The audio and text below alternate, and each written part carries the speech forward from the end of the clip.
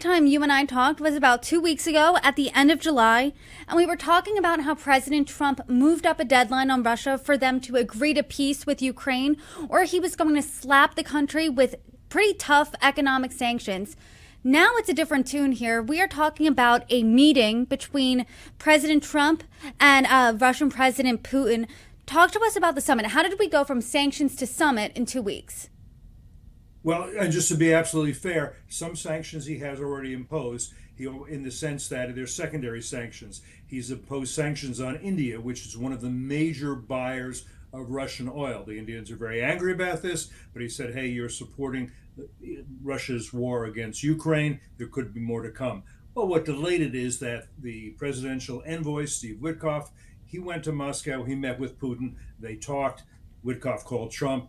And I think it was at Putin's suggestion that the two of them, Putin and Trump, get together. And the decision was made, and it's an interesting decision you might want to talk about, to meet in Alaska and have some talks. So that's how it sort of evolved. President Trump wants to meet with Putin. Various people, I believe Secretary of State Marco Rubio said, look, Trump likes to see the guy face to face and kind of feel him out and know what is possible. I'll just say this. I followed summit meetings for a lot of years. This is different than anything I've seen in this sense. Usually, when you have two world leaders like this meeting together, their deputies have met for weeks beforehand. They've worked everything out. By the time they get on the stage, it's choreographed. They know exactly what they're going to say and what they're going to come out with. This is not that. Usually, someone like Trump, a president of the United States, doesn't want to leave and say, you know what, I couldn't get anything done. Trump is different. He wants to look Putin in the eye, and I think, well, we'll see, Brittany, he's willing to say, I tried, I couldn't get anything done. Putin wouldn't move an inch. Now I'm on to plan B. What do you make of that? Because as you said, summits are planned for months in advance. This was put together in about a week. I mean, do you think this slapdash in nature, is that going to help President Trump, do you think, or will it hurt President Trump at the table with Putin? It's neither. Again, it's a different approach to summitry, to summit diplomacy. It's very much Trump's approach, which is I'll see what I can do when I get there. Trump is a lifelong deal maker, and the way he makes deals is not by having a deputy go and make them, and then he signs on the dotted line. What he wants to do, rightly or wrongly, criticize. This is his approach to it: is he wants to sit across the table from Putin.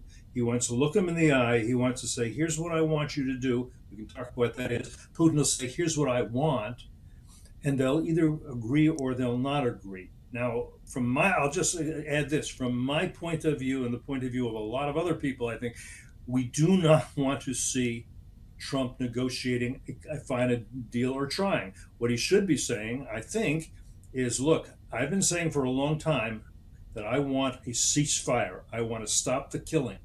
Zelensky has agreed to that. I thought you were getting close to agreeing to that. You haven't. But what I'm going to tell you today is I want you to agree to a ceasefire. Otherwise, I'm going to put additional pressure on you in various ways. And then after we have a ceasefire, we can get into negotiations, you with Zelensky, on a final arrangement. But you're not getting concessions in order to have a ceasefire. We have a ceasefire, and that brings us to negotiations. Now, again, I could be wrong, but that's what I'm hoping that Trump will say. And I mean, to be a fly on that wall during that meeting, I would love to be there, but how do you think Putin then would respond to that? Because apparently, according to the White House press secretary, he was the one who wanted this meeting. So what do you think he's going to say? Is he going to say what President Trump wants to hear? Is he going to be honest? Because history suggests that Putin isn't very truthful and is a bad actor here. Look, Putin is a former KGB lieutenant colonel. He is a killer, and I say that in the most literal sense of the word. He has killed many of his enemies. They've fallen from hotel balconies. They've been shot to death in the streets of Moscow. He is very much a tough guy, and he is going to. We know what he's wanted to do. He's going to do what he is going to try to demand. He is to say, "You want a ceasefire? I want you to give me the following things in advance," and we kind of know the list of what he wants. I hope that Trump will say, I know what you want.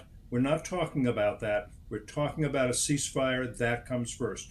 But what is Putin going to push for? He said, "Look, I have 20%. I'm occupying 20% of Ukraine.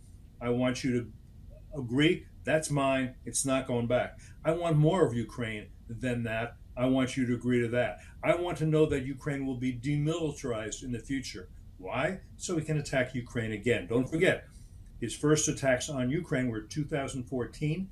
He attacked Crimea.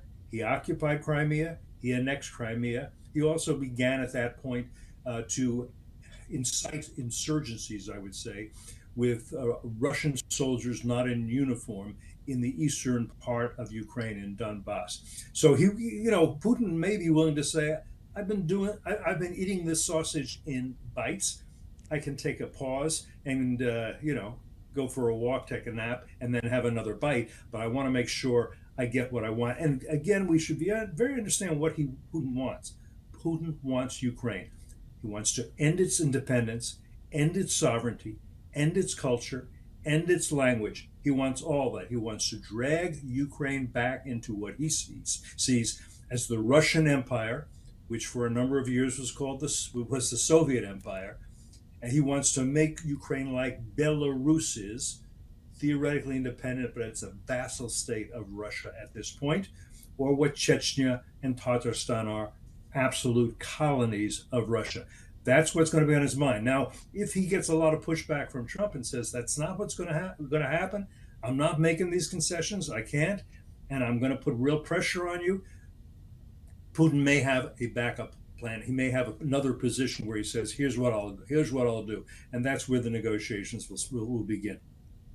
And then let's say there is that backup plan. How would you want President Trump to respond? Because the White House press secretary said that this is a listening exercise for the president.